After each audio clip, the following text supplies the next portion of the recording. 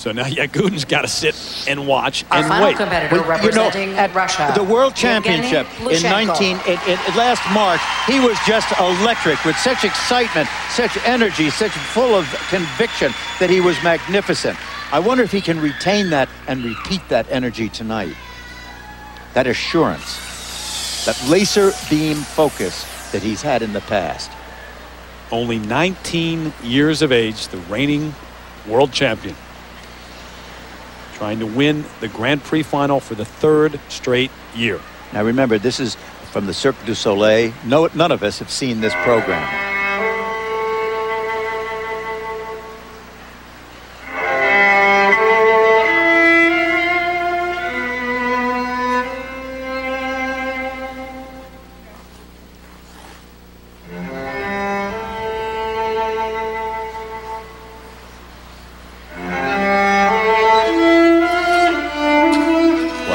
But a double turn on the way out, a triple, and then a double.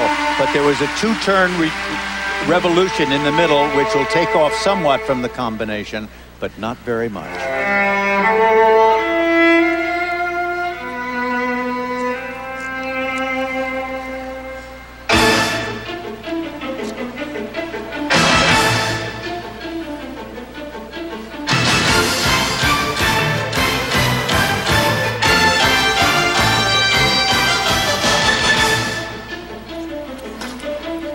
Again, another quadruple. This one quadruple toe. This one by itself, not in combination.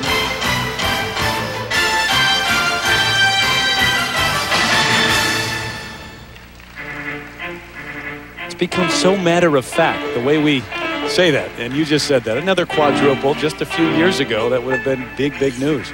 A lot of arm movements here that are rather isolated and applied.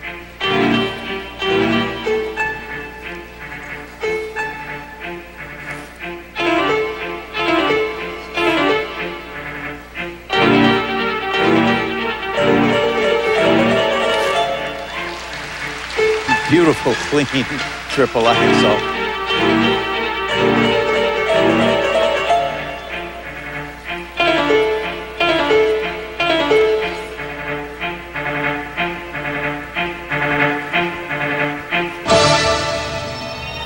You know, early on in this Grand Prix Final, there was some question as to whether he would withdraw. He re-injured his left ankle in a practice.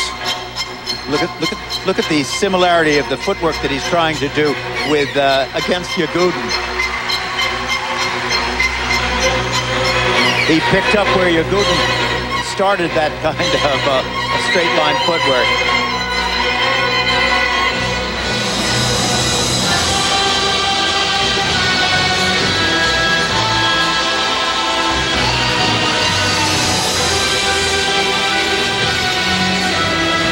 That's a rather mediocre spin. No stretch or straight legs or pull positions to it.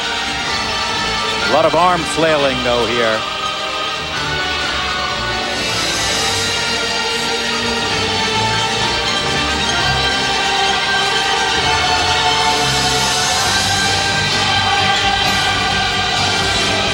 Lutz.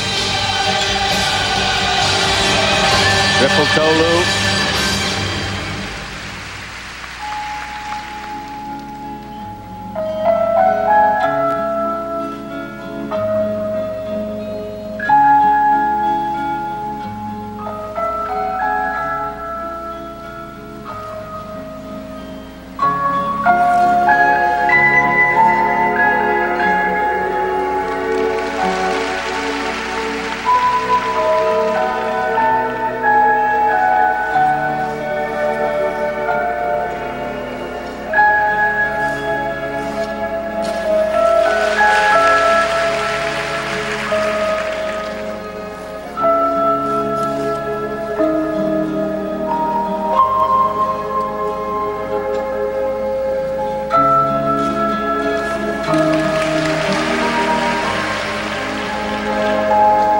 When he does those toe jumps, watch the feet.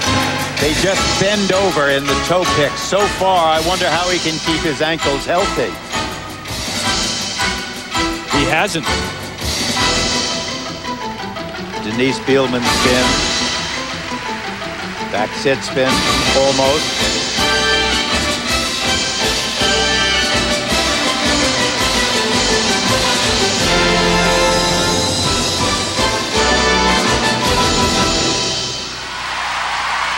Well, we've just seen the two top contenders for the Olympic gold medal. Dick, what do you think?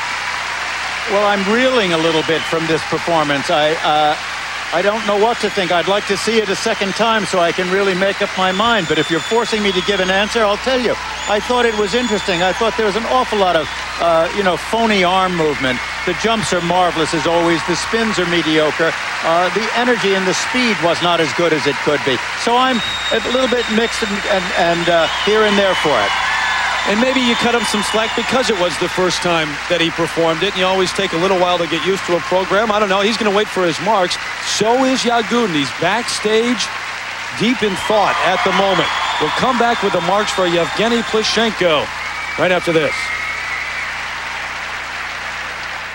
Grand Prix Final. Evgeny Plushenko has not lost since the 2000 World Championships. He's about to find out if he has just beaten Alexei Yagudin. Well, look at this quadruple toe loop right there. A double turn, which makes it not a perfect combination, but wonderful two jumps afterwards. It's amazing what those just two little extra turns can do on the ice. And look at this straight line footwork. I mean, he's trying to, I think, mimic what Yagudin has been so successful at. It's interesting, but it isn't the greatest.